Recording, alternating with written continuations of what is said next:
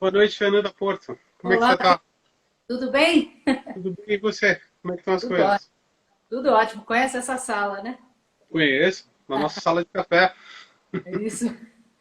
Vem cá, mulher, 11 anos para fazer um disco, você bateu o recorde, quase bateu o recorde do Axl Rose, né? Pois é, né? Bom, eu acho que é melhor errar para. É melhor não lançar do que lançar um disco que você não está afim. Mas, de qualquer forma, Sim. foram alguns capítulos aí que eu passei para chegar aqui. Como é que foi isso? Eu sei que você teve vários processos, né, dolorosos que você teve que enfrentar até chegar no disco. Como é que foi isso? Eu acho assim, na verdade, na hora que eu comecei a ter músicas novas, né, que já não foi, sei lá, uns 4 anos atrás, eu comecei a tentar contactar a EMI, que era a gravadora que tinha sido feito o meu último disco, e eu descobri que o pessoal, os advogados não respondiam. Então, Uhum. na verdade, eu me sentia assim, presa ainda ali, né? Só um pouco mais para frente, 2 anos atrás, é que o pessoal me respondeu, avisando que o catálogo da EMI estava na Universal. Aí meu advogado entrou em contato com a direção artística e eram pessoas que curtiam o meu trabalho. Então Sei. eles falaram, não, a gente quer conhecer o trabalho, ela pra gente, ela tá aqui, né, na Universal. Aí foi uma surpresa. Acho que até te contei que eles chegaram a vir aqui, né, no ano passado, vieram 2 vezes, ouviram, gostaram, foram muito carinhosos comigo, como sempre. E, na verdade, estava tudo mais ou menos amarrado para a gente lançar com eles, mais ou menos em maio, quando começou do ano passado, quando, na hora de negociação, eu achei que não estava valendo muito a pena. E aí a gente fez um acordo, eles me deram o meu último master, eles acabaram entendendo que o Autorretrato foi um disco que ficou muito prejudicado pela situação da gravadora na época, né, que foi uma época de Tava fechamento da fechando, né? gravadora. Então aí me deram um master. Então assim que finalizar esse disco, eu vou lançar o Autorretrato de novo no Ah, meu é? selo. Ah, o coração elétrico, alma acústica, você sai de maneira independente, né? Sim, sim. Corpo elétrico. O coração é mais Corpo, ainda. corpo elétrico. O coração é mais, eu diria.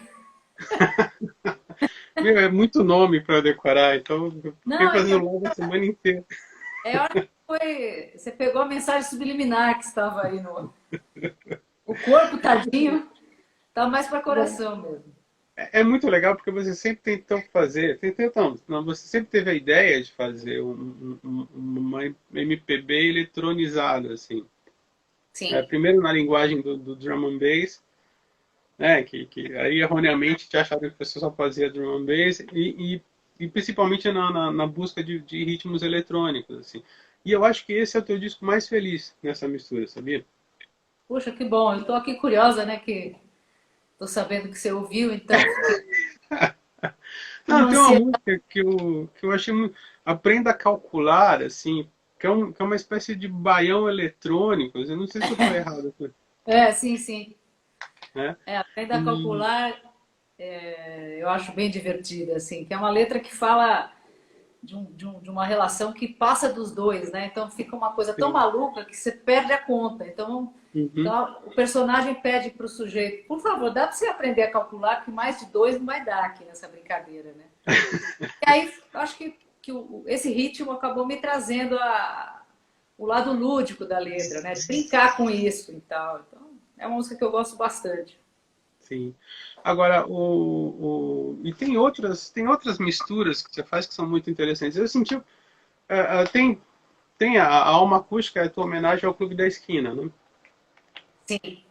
Na verdade, o nome do disco ele veio para atender um desejo meu muito antigo de que as pessoas pudessem entender que eu sou as duas coisas.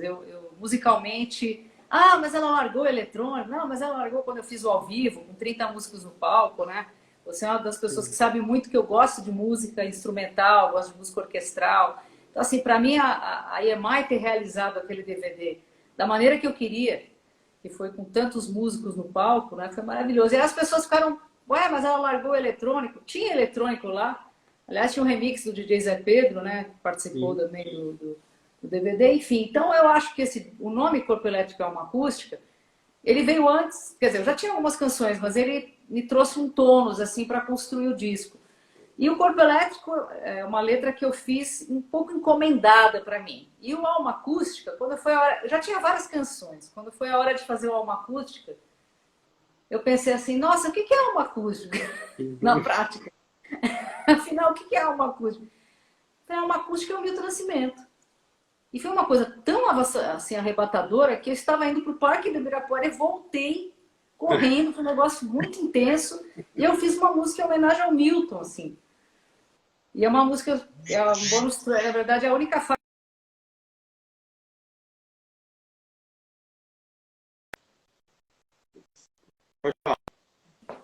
Agora voltou. Sei lá, é um artista que eu admiro há muitos anos, não sou eu, né? É. Ele é muito especial. E aí tem essa homenagem. Acho que ele é a alma acústica. O que eu acho interessante no disco, assim, é que você trabalhou em muita trilha. Sim, E o filme e o disco lembra às vezes uma trilha, porque você vai numa toada, assim, e quando entra o alma acústica, tem o que os americanos chamam de plot twist, né? A trama muda de foco, assim, né? sim. E o disco passa a ter uma outra linguagem no disco. Apesar de ser eletrônica, você vai trabalhando outros estilos, assim, né? Sim. É, eu acho que você acabou me falando uma coisa que me fez talvez até perceber por que eu gosto tanto de fazer os arranjos, né? Eu acho que eu sempre fiz trilha ou musiquei poesia. Então, para mim, a música é a serviço de um tema, a serviço de uma ideia. Então, quando eu faço arranjo, acho que eu fico tentando paginar aquilo da melhor forma possível. Então, tanto é que tem desses arranjos, vários eu fiz 4 versões para chegar numa versão, por exemplo, Tempo Me Ensina, que as pessoas até já conhecem, é uma música que estava meio alegrinha, assim, sabe? Eu tive uma pessoa que veio, muita gente ouviu, né? Antes de eu lançar. Aí teve uma amiga que veio aqui e falou assim: nossa, mas essa letra ela é muito intensa para esse arranjo. Aí ela quase tirou sarro do meu arranjo. Uhum. Nossa, no dia seguinte caiu a ficha de um jeito que no dia seguinte eu fiz outro arranjo que é o que foi pro disco. E o menino que estava pré-mixando comigo, ele não aguentava mais. Ele chegou aqui e falou assim: mas como assim outra versão? Então, esse é o perigo de se autoproduzir, né? Você tem essa coisa perfeccionista de ficar retrabalhando as canções continuamente, não? Olha, eu acho que quando elas estão prontas, eu percebo que tem hora que é melhor assumir que não está pronto. E Sei. aí você fica fazendo porque merece realmente. Claro que talvez tenha algum momento aí que eu fui meio prolixa, né? Até de tentativas. Sei. Mas, por exemplo, Aprenda a Calcular é um arranjo que veio de primeira. E eu gosto dele e acabou. Então, assim, Na Pele que Habito também foi um arranjo meio maluco, assim, meio obscuro, que também foi de primeira, não pretendo mudar. Posso até fazer outros arranjos, mas pro disco não. Então, agora, o Roda Viva, por exemplo, quando eu fiz a versão pro filme Cabra Cega, né, a releitura pro filme e tal, que teve a participação do Chico Buarque, eu cheguei a fazer 4 arranjos e tava odiando tudo, tava ficando uns rockzinhos, porque essa música é difícil. Inclusive, ela tem Sim. um compasso de 5, que são 5 compassos, a métrica dela é esquisita. E aí o maracatu que me salvou, assim, coisa que eu nunca imaginei. Quando eu comecei a fazer o Roda Viva, eu não imaginava um maracatu, né? Então, tem horas que a gente tem que falar um bocadinho. Mas eu Você, gosto, não chega a ser ruim, não. você sabe que eu achei o disco as músicas têm um tom tropicalista, assim, uma coisa até meio Gal. Se a própria Prenda Popular, assim, era uma música acho que a Gal cantaria, assim. Você pensou nisso, não? Você Não, ouvindo, você não chegou? não, não. Na verdade, eu acho que eu tenho muita influência da Gal, né? Por exemplo, eu acho que a influência que a gente tem, não necessariamente é o que a gente. Da Gal eu adoro, mas às vezes a Sim, gente quer ter influência sobre de alguns artistas que a gente não chega a ter. Então eu acho que essa época do tropicalismo esse período também da MPB, dos anos 80 aos anos 90, eu acho que foram musicalmente os que mais me impregnaram, assim. Então, por exemplo, eu adoro outras coisas, mas não necessariamente essas outras coisas aparecem numa hora que eu estou criando, né? Então, eu acredito que que eu tenha que entender que isso tem a ver, talvez, sei lá, com uma época que eu ouvia, uma adolescência, uma Sim. época, sei lá. Eu acho que dá para aceitar, sim, assumir Gal. Eu vi muito mais Gal, Bethânia, do que a Elis. Eu fui ouvir Elis muito mais para frente. Eu Ah, sou de é? uma geração que Elis era assim, quase Ah, todo mundo imitava Elis, né? Então eu Por ficava, eu quê? não quero isso. Hã?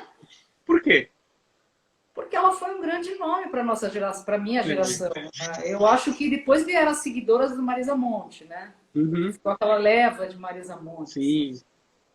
Mas a Elisa é uma referência tamanha que eu evitei ouvir, né? Eu só fui ouvir ela mais para frente, porque eu posso, claro, a gente não tem como não parecer ninguém, mas uma das coisas que eu mais gosto é quando um artista é um pouco mais autoral, sabe? Certo. Principalmente como intérprete, não se parecer com alguém, né? Então, Uhum. a Gal eu ouvi muito, eu ouvi assim, de forma mais espontânea, na família, sabe? E sou. Você estava falando em família, você me contou uma história muito curiosa que a tua família não queria que você fosse música, né? Você já contou essa história em algum lugar, assim, não? Mas, Em entrevista? já contei, mas faz um tempinho, né? Na verdade, foram alguns anos difíceis, porque, sei lá, eu com 18 anos entrei, peguei papel principal na Amapola, que era uma ópera rock do Reinaldo Amaral, Edson Cordeiro, papel principal. A minha família não deixou, então eu fiquei. E na época era muito feio falar que não deixou, então eu disse que eu não podia. Aí depois o cara Uhum. tentou me chamar de novo, aí fiquei com aquilo engasgado, né? Fiquei com aquilo guardado. Falei, eu acreditei que eu perdi, né? Mais pra frente, comecei a tocar em bar, e aí meu pai falou: olha, não vai dar, assim, ou você, ou a família, ou a música. E aí veio toda uma situação, né, de enfrentar realmente a música desde. Eu esperei me formar na faculdade de música, e aí saí de casa, fui morar em pensão, dava aula de canto na pensão. Falei para os alunos, mudei o endereço, não avisei muito bem como era o endereço, era para baixo. Eu dava, o meu quarto era embaixo, era um sótão, Sim. né? E era bom que ninguém ouvia, mas tinha muita umidade, né? Não tinha história Então, que você saía escondida com o teclado, não era isso que você me falou uma vez? também já teve essa. São várias, mas depois eles acabaram adorando, né? Acabaram Sim. super comprando a ideia. Tem uma época que saiu uma matéria, Folha, tratando alguns novos artistas, né? Novas cantoras da MPB. Sim. E, ah, Sempre tem essa matéria. Até eu já fiz. hã? Não, sempre tem essa matéria, né? As novas vozes da As novas MPB. cantoras. Era a Zélia Duncan, a Adriana Calcanhoto, a Cássia Eller, eu e mais umas duas e tal. E aí ligaram pro meu pai e falaram para ele, que bacana, né? A Fernanda, mas Fernanda Porto, né? Que Hum. meu nome não é Porto. Porque ele disse que eu ia sujar o nome da família. Aí ele falou para os amigos que eram os sobrenomes dele. Meu pai era filho de português, aquela geração que juntava 1.000 nomes, ele tinha 24 sobrenomes, né? Desculpa, Não. brincadeira, 14 sobrenomes. Mas não 14. tinha Porto, não tinha Porto. Tem vários, inclusive, mas Menezes, enfim, são vários. Diniz, Guedes, Aragão, meu pai tinha sobrenome. Eu fico Mas imaginando, eu fico imaginando a briga que você teve para arrumar um nome artístico, né? Para um pai com eu 14 tive que tirar sobrenomes. os 14 e achar um outro. Mas enfim, então depois de um tempo, por exemplo, eu morava em pensão porque não tinha prova de renda, né? Eu juntava os Né? recibos de aluno, recibo de trilha sonora, aquelas coisas. Aí um dos melhores amigos do meu pai virou meu fiador. Aham. Aí a mulher chegou, eu fui na imobiliária, ele falou assim, não, com esse fiador você não precisa trazer nenhum papelzinho, por favor, né? Leva esses papeizinhos embora. Mas ficou louco com o cara, né? Então, pô, você tá ajudando a minha filha a ficar na rua, tá? Aí aos poucos ele começou a levar meu pai para assistir show, meus pais, né? E aí eles começaram a Uhum. adorar, e meu pai, na verdade, sempre foi uma pessoa muito sensível, né? Ele que me apresentou a Ella Fitzgerald, toda a bossa nova. Então acho que ele tinha medo. E depois ele acabou me ajudando muito, sendo um super incentivador, minha mãe também. Então, mas foi aquela época, né? Até os 24 anos assim, foi, cara. Agora, você teve aula com o Michel Kohlreuter, né? Que é um dos caras que introduziram o decafonismo aqui no Brasil, assim, de uma maneira mais. Sim. Como é que foi isso? Como é que isso se aplica na tua música? Se isso se aplica É, na tua música? Eu entrei, na verdade, na faculdade de música como pianista erudita. Aí eu percebi que meu negócio não era ser intérprete, né?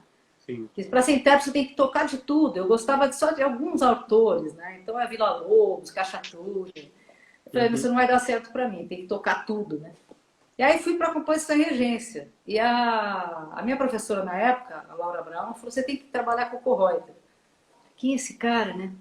E aí eu tive uma história muito interessante com ele, porque ele falou que eu não tinha nível para ter aula com ele ainda, que eu estava no primeiro ano, mas ele acabou me aceitando porque ele mandou eu fazer uma música com uma nota só, sem compasso. Aí eu Uhum. fiz, entreguei no apartamento dele lá. Ele esqueceu a minha aula, enfiei embaixo da porta, ele me ligou, não, pô, maravilhoso e tal. Então, por muito tempo, foi importante para mim, porque ele é uma pessoa que essencialmente assim me abriu para a cabeça não só para música eletrônica contemporânea, mas para a liberdade, né? A liberdade de criação, que eu acho que é o que mais ficou assim para mim. Eu estudei na época música contemporânea, ouvia de tudo, desde Ligeti, enfim, nossa, são vários autores assim da música eletrônica. Leis, né? É. E, é, e aí, na Berio. verdade, oi? Berio eles gostam muito, né? O Luciano Sim, Berio, o povo gosta muito. sim. E aí eu acabei indo para música popular. Inclusive, meu primeiro disco, ele chegou a fazer uma crítica. Ele faleceu um pouco depois. Eu pedi para ele escrever, ele ouviu, fez uma apreciação, assim, embora seja um outro estilo, né? Mas eu acho que o que mais ficou foi esse desejo de não se fechar em nada, sabe? Assim, de não seguir regras muito rígidas, né? Ele foi um cara que brigou muito com os nacionalistas, né? Sim. Ele teve que criar muita argumentação, não só musical, como em outras áreas da cultura, né? Filosofia, psicologia. Ele me punha para estudar tudo isso, justamente para a gente se defender, às vezes, de uma coisa muito careta assim que tinha aqui no Brasil, né? Claro, acho que é lindo o que Vila Lobos fez, de você pegar o folclore brasileiro e elevar isso ao lugar, ao quase impressionismo que ele trouxe, com toda a cultura musical que ele tinha, maravilhoso, mas não necessariamente para fazer uma música você precisa fazer tudo baseado no folclore, Sim. ou tudo baseado no que é brasileiro, né? Então, eu Sim. acho isso, acho que foi importante para mim. Agora, você sabe o que é curioso? Ouvindo o teu disco, quando você toca piano, é um piano erudito, assim. Até uma coisa meio atonal, às vezes. É. Você faz, você sente isso ou não? Bom, eu acho assim, né? O piano, apesar de eu não ter tocado ainda, não estar tocando o quanto eu gostaria mais, né? Acho que é o instrumento que eu mais me expresso, assim. Por mais também que não sejam todas as canções que eu faça no piano. Eu acho que eu acabo tendo com ele uma liberdade tamanha que talvez me dê essa autonomia para esbarrar em umas coisas mais dissonantes, né? Talvez um pouco mais sofisticadas do que aparece no violão, principalmente no violão de aço, né? No violão de nylon, acho que a tendência é mais bossa nova, os acordes todos que a gente absorveu do jazz, né? Mas eu Sim. acho que o piano, para mim, é aquela harmonia inteira ali à disposição e acabo. A música do Milton, acho que é uma música que tem bastante influência, assim, de muita coisa, né? De vários Não, estilos da. os pianos desse disco estão belíssimos, né? Ah, obrigada. Eu acho, né?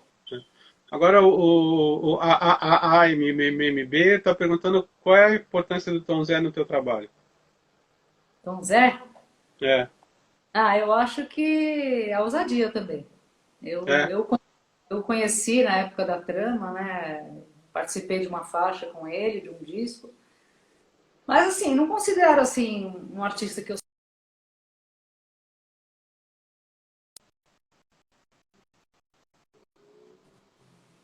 gosto Mas não foi um artista que te influenciou, assim, em termos de composição, não chegou a... mais para frente eu fui ouvir, mas como disse, na minha adolescência era mais adolescência e juventude, assim, acho que foi mais esses mais conhecidos do MPB, tipo Milton, Chico, Gilberto Gil, Caetano, Legal, Portugal, as cantoras, né? né? Agora, você está fazendo essa estratégia de lançar duas faixas por mês. né? Até o disco tá pronto, que é em agosto, né? Sim. Ah, como é que isso foi para você? Porque eu e você, nós somos da época do álbum, né? Sim. E aí, como eu estava te falando, eu escutei o disco inteiro e eu sinto que o disco conta uma história, assim. Como é que é para você desmembrar essa história em singles, assim? Ah, eu acho que desde a concepção do disco eu já queria que fosse assim. Inclusive foi uma pequena briga assim com algumas pessoas que eu conversei. Não, mas como você vai lançar um disco assim? Vai ficar fragmentado. É que eu queria muito fazer o que eu estou fazendo, que é viver essa experiência das pessoas irem ouvindo e a gente trocando e ter esse tempo assim orgânico de receber, né? Tenho feito também os vídeos antes do lançamento, eu já lancei 10 músicas em versão acústica, né? Para as pessoas ouvirem primeiro as canções. Então, eu acho que me deu vontade de que fosse um pouco parecido com o que foi para mim. As músicas vieram aos poucos. Claro que eu acho que não por isso eu vou perder o conceito. Acho que as pessoas estão entendendo o disco, apesar dele ser ainda tá chegando por etapas, né? E aí no final vamos amarrar, lançar em CD e em vinil, né? Você vai lançar em vinil também? Ah, muito bom, né? Oh, atitude Bom, que eu corajosa. saiba vai dar certo, né? Pode ser que aconteça alguma coisa. Oh, Como a gente não tem muito controle do que está acontecendo, não é, sei. depois de 24 de março, ninguém tem controle de mais nada. Pois é. É, mas existe esse projeto. E nesse tempo todo que você ficou parado, você ficou fazendo show? O que que você ficou fazendo? Ah, na verdade, eu fiz bastante show, né? Em nenhum momento eu parei realmente, né? Principalmente durante todo esse período, eu fiz pelo menos 2 turnês por ano fora do Brasil. Claro, não era o mesmo público, o tamanho de público que eu tive nos 2 primeiros discos, mas conseguia voltar lá, né, 2 vezes por ano. Isso tudo dá bastante trabalho, porque na verdade eu acabei ficando também gerenciando a minha própria carreira, né? Você, Tive um e é basicamente isso, assim. Fiquei cuidando dessas coisas de show e o disco ele veio só na hora que, sei lá, acho que foi interessante por um lado você não ter ninguém te pedindo, porque as canções foram vindo como algo importante para mim e, e aí elas foram ficando tantas que eu falei, nossa, acho que tenho material para 2 discos. Aí eu escolhi. Tanto é que até ia lançar o projeto com 2 volumes, né? Eu falei, vou lançar um, depois eu vejo. Porque eu tenho umas 30 e poucas canções prontas, algumas delas já arranjadas. Então foi uma época tão criativa que eu também não queria parar para finalizar. Então parecia um pouco fuga, né, também. Por sim. um lado, você não quer acabar, você fica. Agora, até recentemente, esses dias eu estava aqui tocando, às vezes estou tocando, vem uma canção nova, eu falo, não! Porque é legal, mas é um problema também, né? Que você vai Entendi. ter que conviver, vai ter que assumir, vai ter que ver se está tudo certo com a canção. De preferência, eu gosto que elas sejam extremamente espontâneas, porque eu funciono muito mais, embora muita gente já ela estudou e tal, acho que eu continuo sendo muito intuitiva. Então, Hum. agora mesmo, estava fazendo uma música que parou no meio, porque tocou o telefone. Aconteceram coisas que me tiraram. Agora, para voltar, tá um problema, porque perdeu a naturalidade, sabe? Então, é A Indira isso. Calá está falando aqui de um especial de 75 anos do Taiguara, que você foi Ah, escolher justamente a canção mais cabeluda de se tocar pois é. Ai, mas olha, nada como poder escolher, né? é. Eu gravei o Hoje, que foi uma coisa muito forte para mim, para minha carreira. E aí, na hora que veio o convite, eu falei, puxa vida, ouvi várias canções, gosto de muitas, mas me deu uma vontade de cantar essa que. Eu Hum. adoro uma encrenca, né? É, bom, você trabalhou com o Cole Reuter, né? Não tem. Eu acho que é sempre Ah, sei lá, depois que gravar hoje tem que ser algo desafiador de novo, né? Estou perguntando se você tem algum artista brasileiro que você gostaria de trabalhar. Nossa, um monte. É, Um monte, mas vou começar então, vamos lá. Caetano Veloso, Gilberto Gil, Milton Nascimento, dos novos. Nossa, são tantos. Tim Bernardes, gosto muito dele. Adoro o trabalho do Terno, dele. Rômulo Freud, já tive a sorte, já temos duas composições. Sério? Eu chamei ele aqui para ouvir, É. para ouvir o disco. E foi, aliás, eu tinha chamado ele até para fazer a direção artística, mas ele falou, mas já está tão pronto, vamos Aham. fazer um outro projeto junto, né? E aí, no meio da admiração toda, eu mandei uma melodia, duas melodias para ele. Nossa, eu chorei de emoção, porque é muito lindo o que chegou. Chegou, eram duas letras incríveis, assim. Eu falei, nossa, nunca mais quero escrever, porque Hum. eu sou um pouco assim, né, 880, assim. Então, eu fiquei muito feliz com a presença dele. E tem um monte de gente que eu, sei lá, a banda Scalene, eu gosto, Maglock, Scalene. Hum. gosto. A Luísa Agora, Eliana, já conversei com ela, a gente está para fazer alguma coisa realmente, porque tem alguns que a gente quer, outros a gente já falou, né? a Luísa Beijo Lian? Rede é uma pessoa que eu admiro muito. Eu tive uma história engraçada que uns 4 anos atrás, como eu trabalhei bastante com cinema, uma equipe me chamou para fazer um programa de TV, porque eu tinha feito um projeto nos shoppings, que era todo domingo eu entrevistava uma personalidade. E acharam que eu dava bem com isso, né? Enfim. Então me chamaram para fazer um programa de TV no canal Arte 1, onde a ideia era trazer novos artistas. Nossa, eu fiquei super feliz. Aí eu fiz uma planilha com 100 artistas. E aí eu comecei a pesquisar esses 100 artistas de uma maneira assim enlouquecida, porque eu falei, eu quero alguém que seja inovador, mas que também possa estourar, acontecer, ser comercial. Então eu ia analisando tudo. 100 viraram 40, que viraram 20, que viraram 10. E o que a gente ia fazer, o primeiro programa, que era o piloto, foi o Thiago York. E Ah, o pessoal que trabalhou comigo falou, puta, desculpa, você é engraçada. Você é engraçada, porque você descobriu uma pessoa que ninguém conhecia e o cara estourou. Quer dizer, na época, acho que faz uns 5 anos já, eu não lembro, mas ele era um pouco desconhecido mesmo. Falei, tomara que sim. eu tenha... Né? E foi muito legal ter feito essa planilha. Então, nessa história toda, eu acabei conhecendo muitos artistas. E eu acho que a gente está numa fase, assim, muito rica da música brasileira, sabe? Onde muita gente tem um circuito para acontecer, para existir, sem necessariamente estar no mainstream, mas que tem uma carreira, que está aí vivendo. Eu acho que Acho isso. você tem uma importância muito grande, assim, porque eu acho que você foi uma das primeiras pessoas a fazer uma música eletrônica mais palatável, assim, né? Porque ou você tinha ah, o drum and bass, assim, essa coisa do drum and bass mais pop, por exemplo, que a gente via em bandas como Everything But The Girl, ainda não tinha chego com força no Brasil. Né? Chegou quando você fez a tua mistura. Sim. E ao mesmo tempo você tem essa raiz forte da MPB. Né? Eu acho que nesse ponto, acho que você tem um pioneirismo aí. Né? Uhum.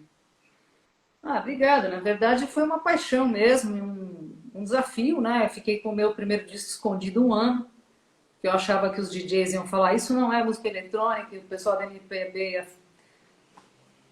Então, assim, a própria pergunta da letra, será que eu posso fazer um samba assim? Quer dizer, aquilo Uhum. era muito verdadeiro para mim. Então, foi uma coisa de muito medo de me expor. Era o primeiro disco, porque É. em 94 eu quase lancei um disco, na época que o Poladian me procurou, estava tudo certo. Né? Então, assim, teve um episódio curioso, porque eu ia gravar pela Poligram, nós estavam com o Mosh agendado, e um dia ele me ligou.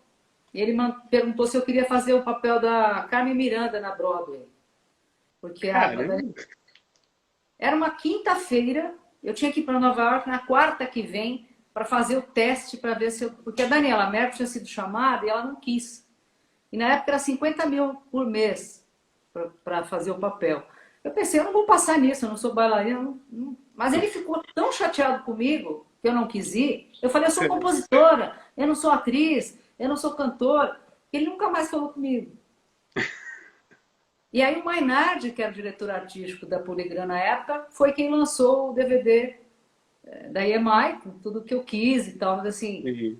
foi muito... Então assim, eu acho que mesmo naquela época, eu sempre quis fazer uma coisa diferente, uma sonoridade buscar uma sonoridade, porque o que eu gostava, por exemplo, era um disco de pop brasileiro. A MPB tradicional não estava me interessando, com todo respeito, né? Então, assim, eu gostava o quê? De Titãs, de Lobão, Marina. Então, não me via. Aí o drum and bass, as batidas sincopadas, me jogaram de volta para a bossa nova. Que se não fosse essa, esse flavor, né, essa mistura, talvez eu não tivesse feito. E aí eu redescobri a melodia, que era uma coisa que talvez estivesse em mim e que eu estava rejeitando por não querer fazer algo igual, algo que eu já tinha ouvido, sei lá. Então foi um comprometimento assim muito grande, quer dizer, eu larguei, né, sempre me sustentando com música, eu larguei meu trabalho, fiquei 6 meses em Londres pesquisando e realmente sem saber o que ia dar, né? E por sorte, assim, acho que também teve a história o convite de fazer o Só Tinha de Ser com Você, foi maravilhoso, porque é o que eu acho maravilhoso no Jobim, não preciso só eu repetir, mas só para dizer, eu acho que canções boas, elas podem ser populares. Sim. Então você pega uma canção com aquela sofisticação harmônica, que é uma melodia que soa completamente natural, né? Então, assim, virou um hit, pessoas que não conheciam Jobim achavam que a música era minha. Então, assim, eu tive muito público de 2 gerações no meu show, muito mesmo, assim, de chegar o pai que gostava do Jobim com o filho que gostava de música eletrônica. Então, acho que foi importante, né, na minha carreira ter experimentado o quanto um clássico pode ser revisitado, depois na hora da Roda Viva também, acho que é um dos maiores sucessos meus, né, no YouTube, assim, essa releitura do Roda Viva também tem muita exposição, né? Tem gente também que acha que o Roda Viva foi eu que compus, Uhum. e depois acaba indo pesquisar, né? Então é isso, acho que hoje o jovem é muito interessado, né? E eles são todos muito cultos. O pessoal Eu chegou acho aí que para... o que eu vejo é que tudo tem o seu tempo certo, né? O teu caso, por exemplo, eu lembro que a própria a Mônica Salmazo também foi procurada uma vez pelo Poladian, e o Poladian queria transformar ela numa Ah, artista pop, assim, é? E eu tenho uma amiga que é Paula Santisteban também, que passou num desses concursos da garagem do Faustão, sei lá o que que era, e aí queriam que ela virasse uma cantora pop, tal, e no final elas acabaram fazendo o disco que elas queriam, né, que tinha mais a ver com a verdade artística delas, né? Eu acho isso muito importante. Ah, sim, sim. Mas na época, então, mesmo o Poladian, na verdade, prefiro não ter feito o disco que eu teria feito na época. Porque foi um pouquinho forçado. Eu estava fazendo show, na verdade, uma banda, a gente fez 40 shows em São Paulo, e ele começou a filmar, teve um cara que ia filmar meus shows. Então, quando eu cheguei no escritório dele, já sabia tudo de mim, tinha pôster, tinha tudo. Ele dizia, você é muito melhor que a Daniela, você vai estourar, que eu te dou no sentido. Cara, era uma coisa assim, eu falei, nossa, que estranho, né? E tudo era assim, o valor que ele queria pagar o disco, eu lembro que era US$ 200 mil. Aí eu fiz um orçamento no Morse que deu US$ 11 mil. Eu falei para ele, para que você quer os outros 190 mil? Ele achou estranho, né? Então, eu só ia jantar em lugares assim, no Latambuí, né? Então era tudo um pouco estranho aquilo. Mas eu tava, não, mas eu preciso lançar, tal. Eu tinha 6 músicas inéditas só na época. O resto Uhum. era música de cover. Eu cantava Marina, Lobão, Titãs, Cazuza. Não que eu não gostasse, mas eu não tinha uma identidade ainda. Então era o teu trabalho, né? Não era. Então, assim, eu agradeço de não ter rolado, porque... E aí, claro, né, fiz vivendo de música, fazendo trilha, fiz muita trilha, que é o processo criativo da trilha. Por um lado é cruel, porque você fica 2, 3 meses trabalhando e nunca acha que tá bom, então assim, não dá tempo Sim. de dividir. Então o que eu fazia? Quando eu tinha uma grana, eu juntava a banda de novo, a gente ia fazer show no circuito cultural, que não dava dinheiro suficiente para eu sustentar, mas eu pagava a equipe. Então era o Sei. suficiente para eu criar uma história e tal. Mas foi isso. Você está falando isso, por isso que eu lembro, por isso que eu percebo agora a tua empolgação. Quando eu estava conversando com o PJ do Jota Quest, e o Sim. PJ falou da necessidade de ter música própria, você começou a fazer umas exclamações, assim, isso mesmo, tem que ter o próprio repertório. Tal. Agora que caiu a ficha do... Ah, sei. Embora eu fique feliz de ser chamada para ser intérprete, né? Sempre, normalmente, é bom quando alguém me convida, né? Por exemplo, Sim, acho que... Porque a pessoa parece que tem uma sensibilidade para saber o que eu poderia cantar bem. Então, eu agradeço todo mundo que me chamou, é, projetos que eu participei e tal. Mas assim, eu acho que para ser intérprete, você tem que se dedicar muito, tem que ouvir muita coisa e conhecer e cantar muita coisa. E eu me sinto muito mais autora e também criadora de arranjo, eu passo muito tempo me dedicando a isso. Então, claro, é importante ser intérprete. Aliás, eu estou preparando algumas canções desses novos compositores que eu pretendo começar a lançar, assim, de forma... Legal. Porque eu gosto muito mesmo. Então, só que precisa incorporar, né? Então, eu tenho Sim. cantado, tenho tocado, então, para tentar trazer isso de uma forma mais natural, que é o meu comprometimento com essa geração, acho, assim, que eu admiro bastante. Então, isso Você vai está acontecer. falando isso. Você está falando isso, eu me lembro da tua participação no acústico da Marina, né? Que você refez o Charme do Mundo. Nossa, aquilo ali Foi bacana, né? foi maravilhoso, porque aquela banda impecável, né? Uhum. E a Marina me pede para fazer o arranjo, assim. Nossa. Então, são muitas coisas boas que já aconteceram na minha vida, né? Mas essa em especial, a canção eu adoro. Acho que foi um momento bem bacana, assim, da minha carreira. Inclusive, recentemente ela veio aqui ouvir o trabalho e ela escolheu umas 9 músicas que ela gostou. E aí eu saí, eu fui levar lá em casa, né? Ela é toda Uhum. pontual, né? Fui buscar É. pontual. Fui levar ela em casa, eu fiquei com o bico assim. Ela falou: o que você tem? Eu falei: não, é que você não gostou de algumas. Ela falou: mas eu gostei de 9. É que as que ela não gostou, ela fez uma cara feia, tá? É mesmo? Mas a gente pede opinião, tem que ouvir, né? Sim. Aliás, Sabe o que eu tem achei uma legal no disco também? O janela. disco tem uma boa presença do baixo também, né? O quê? O disco tem uma boa presença de baixo, né? O meu? É. Ah, você E achou? você que toca, né? Eu achei. É baixo eletrônico, né? É. Ah, não Ah, mas sabia. achei bom. Eu não tenho mais noção, eu não tenho condição de analisar o disco, porque é tanto envolvimento que eu já não. Olha, a Salete Mongean puxou uma coisa interessante aqui, que era o que eu ia te perguntar. Ela falou que quando você fez a trilha dos Sonhos, do Akira Kurosawa, né? Que você fez a trilha ao vivo. Sim. Eu queria que você falasse sobre isso e, basicamente, quais são os compositores de trilha que te inspiram, assim. Ai, ai, ai. Para te falar a verdade, essa história dos sonhos, o Sesc me pediu, né?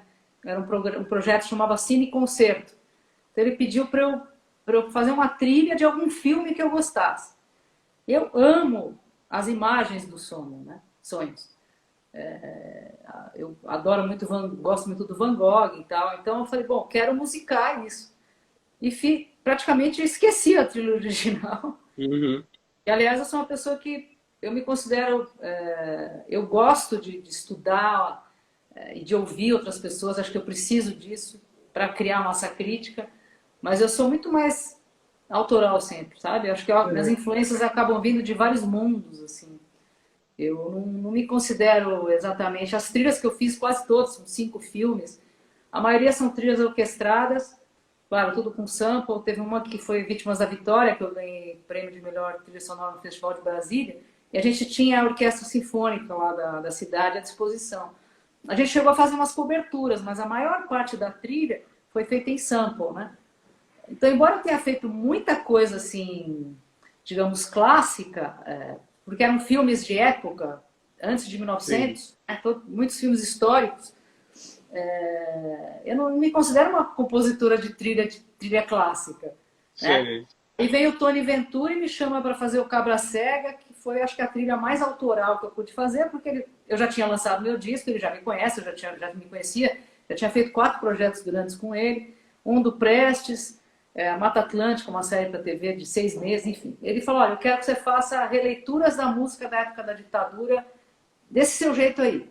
Eu falei: nossa, mas eu vou mexer, que Sinal Fechado, Rosa dos Ventos, Construção. Ele falou: exatamente. Te Então, vira. assim, eu considero, eu não sou uma grande conhecedora, claro, a gente já conversou sobre isso, mas eu não me considero uma conhecedora assim, de trilha sonora, porque eu acho que eu tenho medo de me influenciar, de me contaminar. Então, eu acho que o que faz eu criar, na verdade, são as influências da música clássica que eu tive, de conhecimento, de ouvir. Somente quando eu estudei na faculdade de música, a gente tinha história da música, a gente analisava peças orquestrais na partitura, né? As audições que eu fiz, concertos que eu assisti. Mas eu não me considero assim uma pessoa que tem uma cultura de compositores de trilha, por incrível que pareça. É. Você gosta, por exemplo, você se identifica mais, por exemplo, com o Hans Zimmer, que é um cara que veio do meio eletrônico e faz umas coisas mais... ah, faz umas trilhas orquestrais, mas muito mais na linguagem dos samples, ou o Danny Elfman, que trabalhou muito com Tim Burton, assim. Eu acho que sim, mas eu acho que ali tem uma grandiosidade que eu me considero assim, embora tenha feito bastante coisa, eu acho que como eu não estou mais nessa área, né, Sim.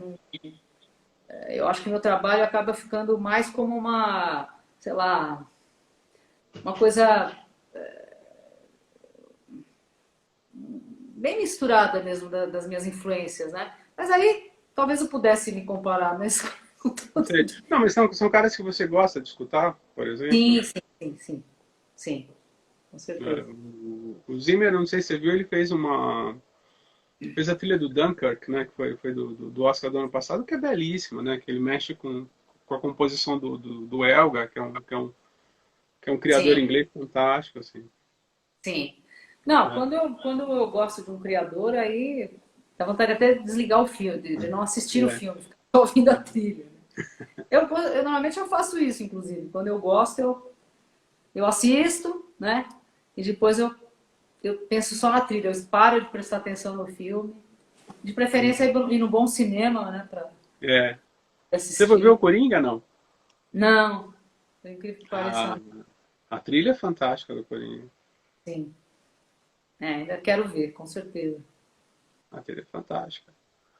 E vem cá, e você vai montar uma banda para. Bom, hoje em dia ninguém sabe. 2020 acabou, né? Mas você pretende montar uma banda para 2021? Como é que você vai fazer? Eu tô. Eu, na verdade, estou preparando uma apresentação solo, por enquanto, que é o que dá para Você vai fazer fazer. uma live também? Uma live. Tem vários tipos de live, né? Dá para fazer uma mais É. informal. A gente está preparando o Wagner Nakarato, lá do diretor do teatro da Politeama. Uhum. A gente está construindo um show, né? Então, na verdade, claro, depois vai ser um espetáculo, com iluminação, com cenário. Mas ele se dispôs a gente tentar fazer um show de lançamento do disco no formato teatro fechado, né? Então, estamos preparando. E aí, nesse sentido, provavelmente vai ser um show solo, né? Sim. Uau! Mas eu quero sim fazer o show, de preferência com um trio, né? Bateria, baixo, guitarra, que é uma das ideias desse show seria fazer o show alma acústica, que trazer essa ideia de também tocar o disco sem nada, e o disco corpo elétrico é uma acústica, onde a gente possa ter músicos, mas levar também as bases eletrônicas. Oh, interessante essa ideia. É. E o que que falta? Nada, só. Na verdade, como eu já tenho uma banda em mente, na verdade, a gente está até pensando em ensaiar, começar a ensaiar virtual. Mas como a gente não consegue marcar uma data, eu gostaria de pelo menos ter alguma coisa esse ano. O solo me salva um pouco nesse sentido, quer dizer, fechar alguma coisa que possa representar esse disco, a- provavelmente em setembro, assim, eu acho que a gente consegue É. fechar um teatro pequeno que seja, um palco pequeno para fazer um espetáculo. Você sente Então, saudade do palco? bastante, né? É. O que eu acho muito bom agora é o seguinte: fim de show sempre foi para mim um momento assim de muita alegria de conviver com o público. Você já fica assim, né, esperando chegar as pessoas para conversar. E aí o pessoal até me manda embora do teatro, porque não para de falar com as pessoas. Então acho que, puxa, faz muita falta, mas isso está suprido agora pelas mídias sociais, né, que na Sim. verdade dá para conversar muito mais, né? Tem É. alguns fãs que eu mando partitura, converso no direct, já viram amigo. Você estava falando dessa coisa do Romulo Freud, interpretar os novos compositores, você já tem um briefing de composição? Você pode dar um briefing de composições que você vai cantar ou ainda está Nossa, muito embrionário? olha que eu tenho uma lista ali, aliás, eu fiz no Spotify eu tenho assim, cantar um, cantar dois e cantar três. Eu vou Aí eu boto atrás. dramáticas, as que têm a ver com o meu disco, né? Então, assim, eu ainda não cheguei a escolher, posso dar uma olhada, mas passa entre os compositores, o Tim Bernardes, algumas canções do Terno, o Magloire, o Scalene, Thiago Lepetit, Sim. quem mais? Letrux te interessa? Ah, eu acho para cantá-la não, né? Eu gosto muito Não, do né? trabalho É, porque dela. Letrux fica bom com a Letícia mesmo, né? Eu acho que ela é É. aquilo. Não consigo nem me ver assim, só se eu fosse uma super, hiper, total intérprete, né? Para Uhum. tirar, né? Acho que eu não conseguiria acrescentar nada, assim. É. Não me vem, assim. Engraçado até você me perguntar. A Luísa Lian já quero fazer. Sei. Duda Brack também, gosto de muita coisa que ela faz. Fantástico. Mas a minha listinha tá engraçada. Tem mais um que eu tô esquecendo o nome. Ai, meu Deus do céu. Como é que chama? A Flaira Ferro também gosto bastante. Ah, a Flaira, sim. Sim. É, achei ela uma cantora e compositora maravilhosa lá de Recife, né? Também não sei se chegaria a cantar, porque não me dá vontade exatamente de cantar, mas para mim é importante admirar, né? Eu acho que a gente Uhum. sentia assim, A Tulipa, a Ruiz, eu gosto muito. Eu Nossa, acho que você ficaria muito bem cantando aquele menino Arthur Nogueira, que eu acho muito bom. ah, também, puxa. O César Lacerda, Zé da Lacerda também. sim, É, a gente tem uma geração interessante de melodistas, assim, né? Que estão surgindo, que é muito legal. sim. É, não, e o Arthur Nogueira tem uma voz muito bonita também, né? Muito Sim. agradável, né? Quer dizer, porque às vezes tem autores que acabam se prejudicando por não conseguir se expressar tão bem vocalmente, né? É. Ele defende muito bem o trabalho dele, por isso que eu nem pensei também em cantar, mas eu gosto de bastante coisa. Fernanda, estamos se encaminhando para o nosso final do bate-papo. Conta mais um pouco. O disco sai em agosto inteiro, é isso? Sim. É, o É. último mês, quando chegar a 10ª faixa, a gente vai lançar 4 de uma vez. Sei. Para fechar o ciclo em 4 meses, senão ficaria muito longo, né? Daria 7 meses, né? Sim, não, Então no dia 14 de agosto, todas as músicas vão ser lançadas já. E aí você está pensando em fazer esse show num teatro fechado. Ao que tudo indica, eu acho melhor fazer uma coisa, eu me preparar para algo possível, do que ficar me frustrando de imaginar um show que não vai existir. Então, tentar fazer talvez um pré desse show no Zoom, para, sei lá, para menos pessoas, para pelo menos sentir aquelas câmerinhas, né? Sim, Pela gente. Porque o chato da gente fazer live é que a gente não vê ninguém, né? sim. Você Então viu você fica ali. mesmo? É papo de comadre, mas você viu a Meryl Streep no Zoom com a Christine Baranski e a Audra McDonald? É, Aquilo é muito, fantástico, né? muito bom. Nem Aquilo sei é como eu fui fantástico. parar. Eu fui parar porque alguém me passou isso e eu acabei É. parando. Eu vi o Olha, especial inteiro, né? Porque é um especial do Sondheim, né? Que é um compositor que eu adoro, mas aquilo eu achei genial, assim. sim. Né? Então, essas lives informais eu também quero fazer. Eu quero fazer algumas, por exemplo, uma sessão das músicas que eu já fiz remixadas, uma piano e voz, né, cantando as músicas que eu, sei lá, desde de Dois Rios, do Skank, que é uma canção que o pessoal curtiu, Lulu Santos, Segredos, do Frejá, que são canções que eu pus no SoundCloud que vão ali. Agora mesmo, outro dia eu fui ver, tinha 150 mil plays no Dois Rios, né? É uma canção que Sei. eu fiz no show no Sesc Pompeia. Gosto de algumas canções do Roberto Carlos também. Além da que eu gravei, né? Sentada à beira do caminho. Então quero fazer várias coisas. Estou me preparando aí para. Pô, canta aquilo do Lulu, que eu É uma acho muito sessão dos cantores, dos novos autores, que eu acho que vai ser compositor. bem legal. Eu quero escolher umas 5, assim, para começar. Que a lista tá grande, viu? É. Eu acho que você arrasaria cantando aquilo do Lulu. que é uma canção meio perdida, assim. Depois eu te mando. Ah, não, pra falar a verdade, não conheço, hein? É Poxa, muito legal. aliás, se você puder me ajudar, né? Estou sempre Sim. Ah, adorando essas ideias, porque eu seremos fico. vizinhos agora, se tudo der Ah, pois certo. é, é verdade. Pô, Fernanda, eu queria agradecer muito a entrevista. Você sabe que eu te adoro, Oh, né? obrigada. Sinto saudades da nossa tarde regada a café e bolachinhas. Aquelas bolachinhas estavam ótimas também. Não, não Ah, melhor que o bate-papo, lógico, mas estavam ótimas. bom, a hora que puder, você vai ser muito bem-vindo aqui, de preferência com bolachinhas e outras coisinhas mais. Então, Bolinho, Fernanda, muito obrigado e muito obrigado a todos por acompanhar esse bate-papo. eu que Beijão. agradeço. A você. Um abração. Tchau, tchau. Tchau.